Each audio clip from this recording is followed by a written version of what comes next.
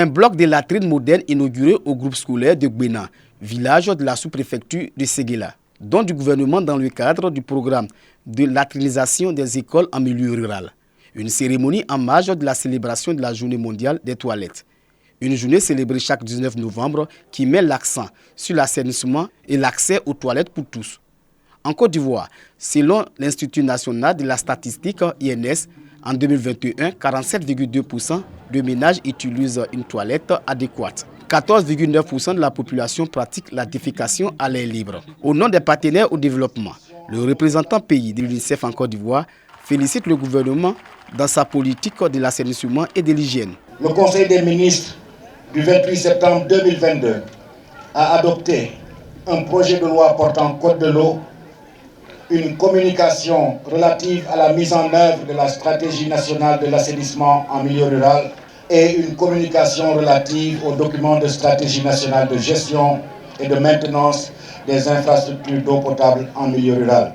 Ces différents documents répondent à l'engagement de la Côte d'Ivoire sous l'impulsion de son Excellence, Monsieur le Président de la République, Monsieur Alassane Ouattara, d'assurer conformément aux objectifs du développement durable l'accès universel à l'eau potable et à l'assainissement. Cette cérémonie qui marque la célébration officielle de la 22e journée mondiale des toilettes est l'occasion pour le ministre Bouaké Fofana de sensibiliser sur les bonnes pratiques d'assainissement de base. Le ministre de l'Hydraulique, de l'assainissement et de la salubrité réaffirme l'engagement du gouvernement dans l'atteinte de l'objectif numéro 6 de développement durable de l'Organisation des Nations Unies, celui de garantir l'accès à tous à des services d'alimentation en eau et d'assainissement d'ici à 2030. Accélérer le changement, c'est le thème de cette journée. Le gouvernement de Côte d'Ivoire multiplie les efforts à travers le programme de latrinisation des écoles et des villages du programme social du gouvernement.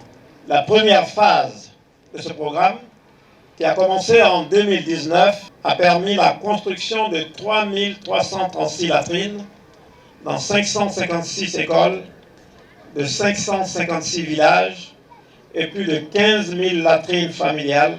Au terme de cette célébration, plusieurs acteurs de l'assainissement sont distingués. Des kits d'assainissement sont aussi remis aux villages du département de Séguéla ayant bénéficié des latrines. D'ici fin 2024, plus de 40 localités de la région du Ourodougou bénéficieront des latrines et des dispositifs de lavage de mains.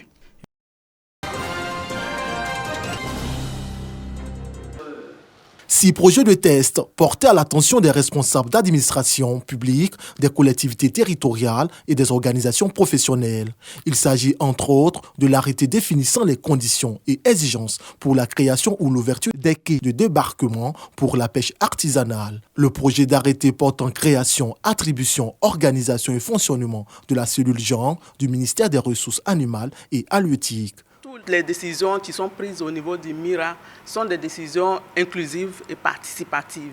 Et c'est la raison pour laquelle, à chaque fois que nous avons l'occasion de faire des études sur les tests qui sont pratiqués dans le secteur, nous invitons tous les acteurs de ce secteur-là. L'action est soutenue par la FAO à travers son programme dénommé Projet Initiative Pêche Côtière. Un atelier qui permet en tout cas d'accroître, d'améliorer le corpus ou l'arsenal de tests réglementaires pour permettre aux gestionnaires du secteur de la pêche d'avoir des bases juridiques et réglementaires, c'est tout à fait opportun. Pour les participants, ce cadre de réflexion devrait contribuer à réguler l'écosystème de la pêche artisanale.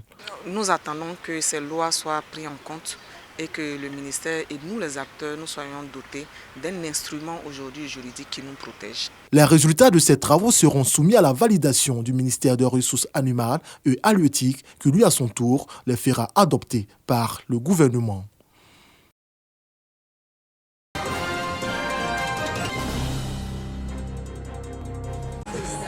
Après une campagne dans les 4 coins du pays pour promouvoir la CAN 2023 auprès des populations, le comité d'organisation présidé par Albert-François Amicha a pris ses quartiers à Yopougon pour une grandiose cérémonie de clôture.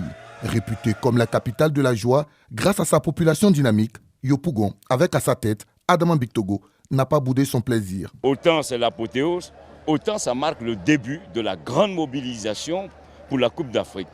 Pas juste pour aller au terrain, mais pour faire gagner les éléphants. Tour à tour, les différents artistes et la mascotte ont communié avec les populations.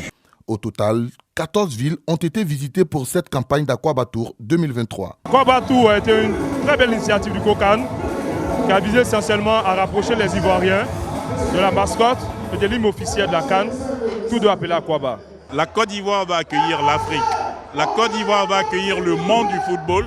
Il est essentiel que nous soyons unis, solidaires, pour réserver le meilleur accueil à tous ceux qui vont effectuer les déplacements et surtout montrer que cette CAN est la CAN de l'hospitalité, la CAN de l'accueil, la CAN qui sait donner les valeurs ivoiriennes propres à tout le continent africain. Avant Yopougon, les populations de Grand Bassam et d'Abou ont également eu droit à la visite d'Aquabatour. Au menu, parade avec la mascotte et concert géant en présence du ministre délégué des Sports et du cadre de vie, Adjé Metsilas.